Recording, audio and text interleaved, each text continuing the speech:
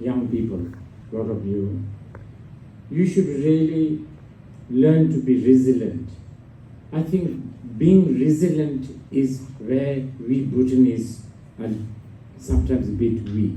We immediately give up. We immediately go through this, what do you call it,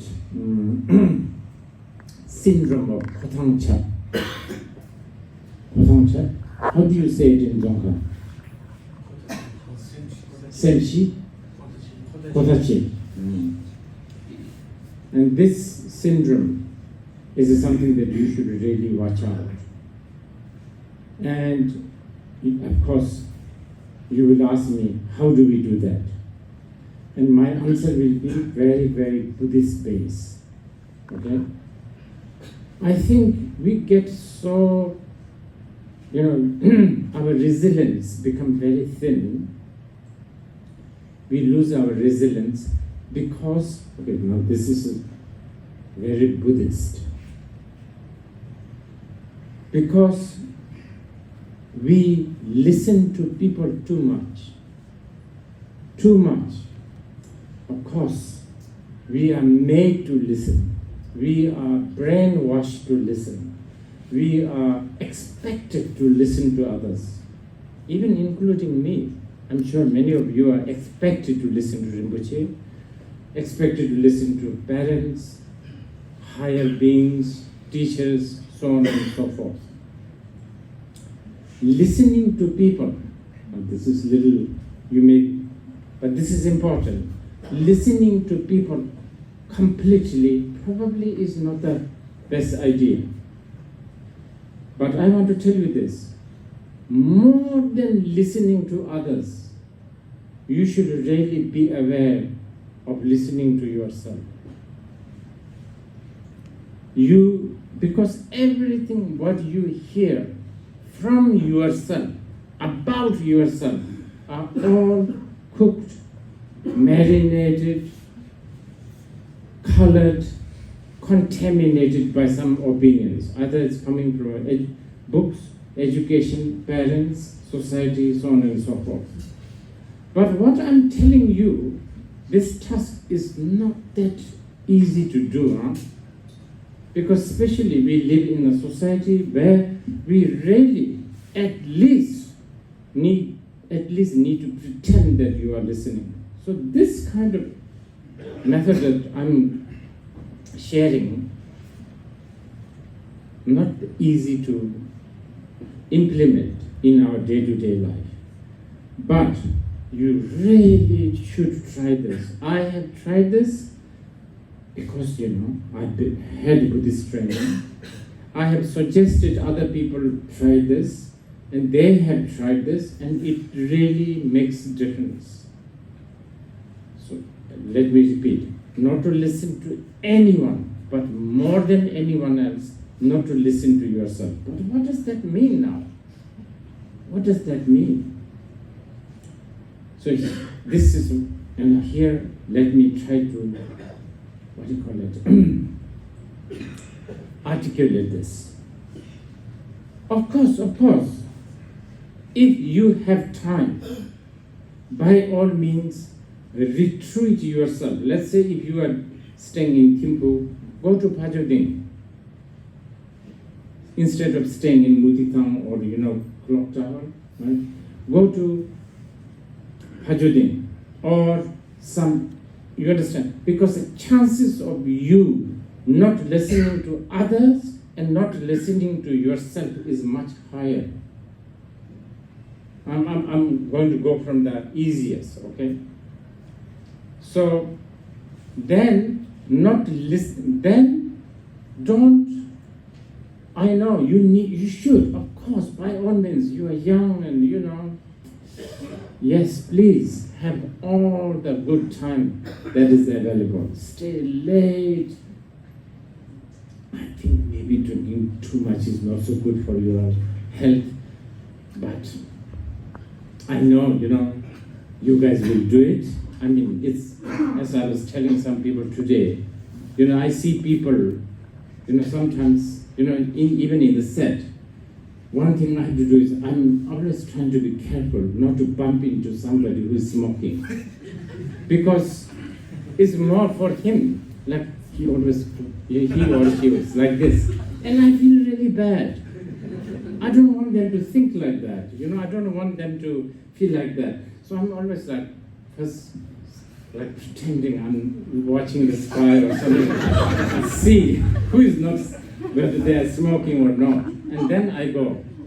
You understand what I mean? Because I don't want them to feel like this, because it feels not good. I want them to do whatever. But by all means, you should really have as much fun as possible. But when you have fun, especially with people, there you have people who have mouth. And you go with 2 ears. Then you will begin to listen.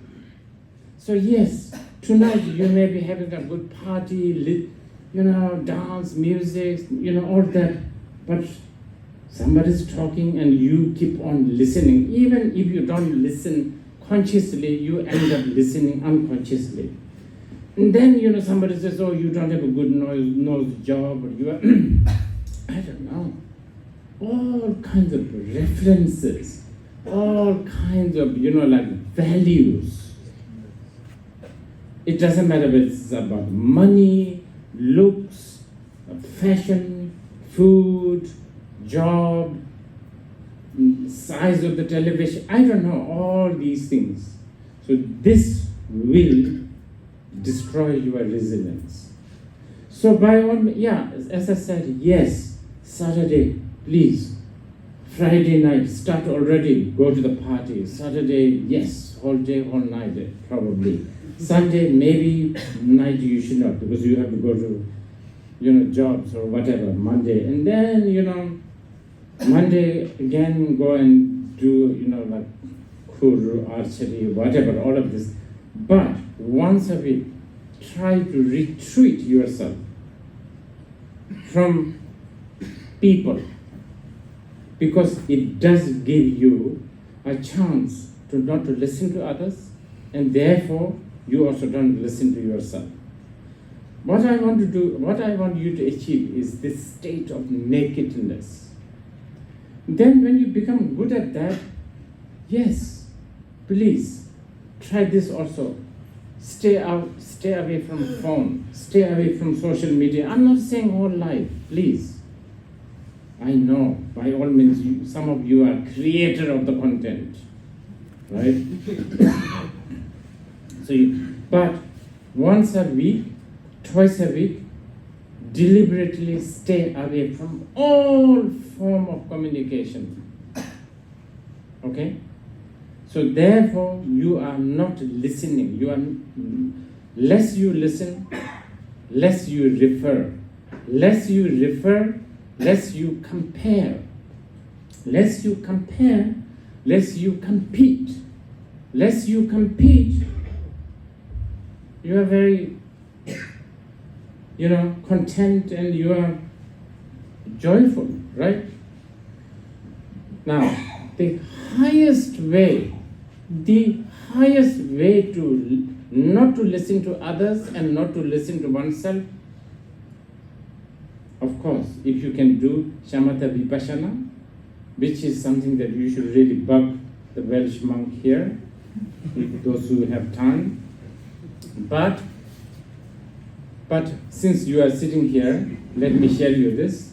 I'm talking about something as simple as, so here I am, I'm looking at this pinkish light, this letters, Zarathustra. I'm looking at this, and you should just acknowledge that. Don't go beyond that. Who is Zarathustra? Is it a title of a book written by Nietzsche? There's that kind of. The moment you go. The moment you tell a story, for instance, I'm looking at, I don't know, I'm looking at this.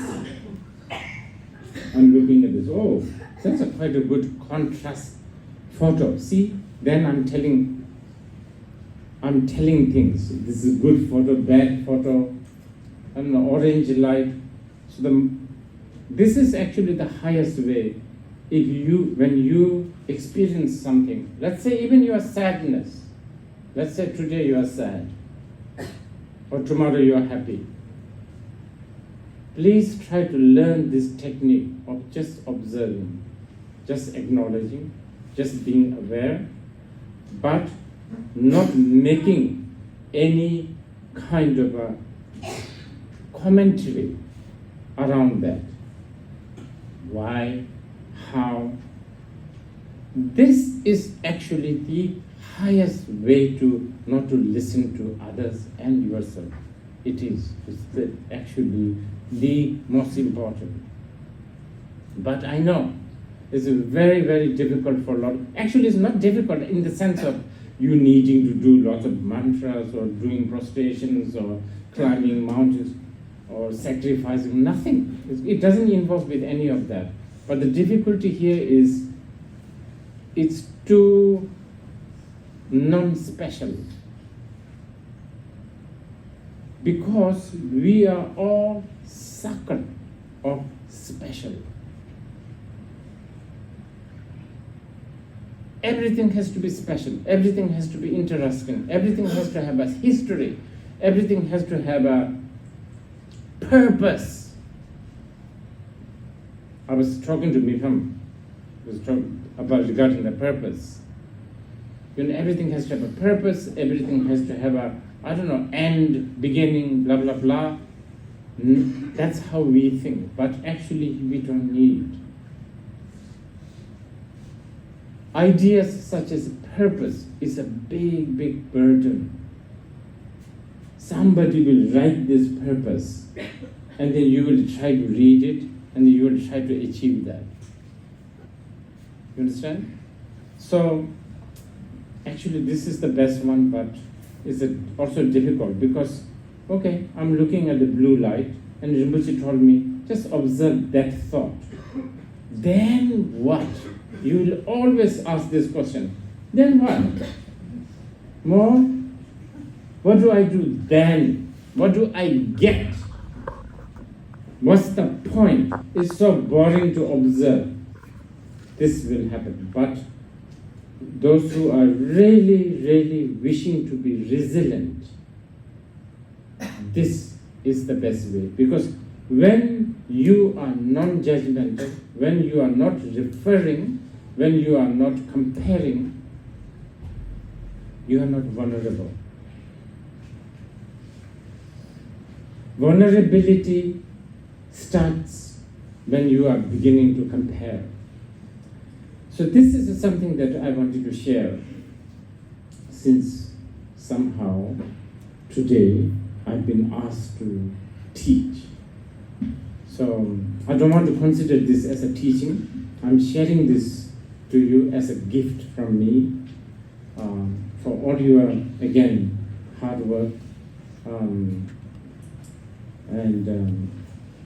dedication.